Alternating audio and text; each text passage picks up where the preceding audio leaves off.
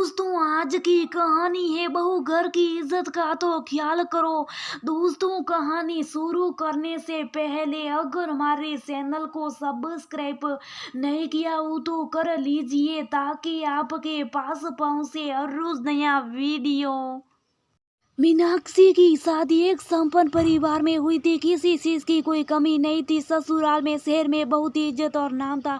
उसके ससुर जी का घर में एक सेठ सेठानी और एक कुंवारा देवर था जो बाहर पड़ता था। मीनाक्षी की जेठानी बहुत ही सीधी सादी सी थी, बस अपने काम से मतलब रखती थी। मीनाक्षी ने कभी उसे ज्यादा बोलते या बाहर आते जाते नहीं देखा था। उसके विरुद्ध मीनाक्षी बहुत ही संजल स्वभाव की थी।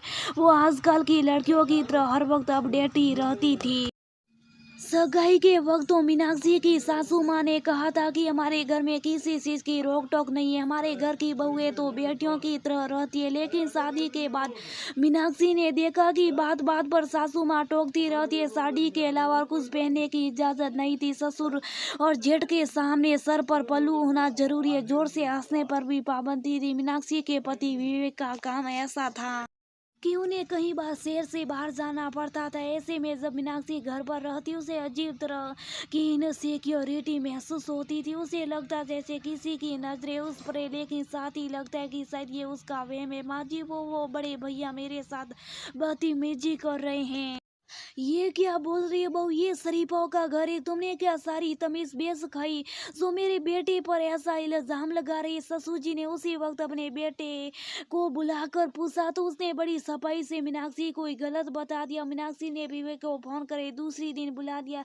जब वो घर आए तो मीनाक्षी ने सबके सामने कहा, मैं अभी इस घर में एक दिन भी और नहीं रह सकती। सास ने बात को वही बस दबाने के लिए, बहू घर की इज्जत का तो ख्याल करो, लोग क्या कहेंगे सबके सामने, हमारे घर की इज्जत को इस तरह मत उछालो, हम बड़े को समझा देंगे। और तुम्हें भी तो कितनी बार समझाए, उसके जेठ के सामने अदब से रहा करो। माँ जी, ये कैसी इज्जत है आपके घर की, जहाँ घर की बहू बेटियों की इज्जत की हिफाजत नहीं होती? क्या सिर्फ लंबा घूंघट निकाल लेने से औरतें अपनी इज्जत बचा सकती हैं?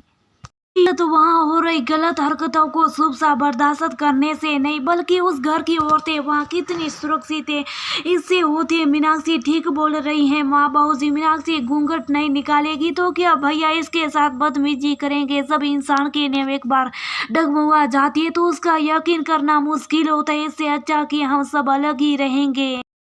मेरे लिए पहले अपनी पत्नी है, बाद में समाज। मीनाक्षी और विवेक ने फैसला ले लिया था और बाकी सब अपनी झूठी इज्जत को किसी तरह बचाने की कोशिश में थे।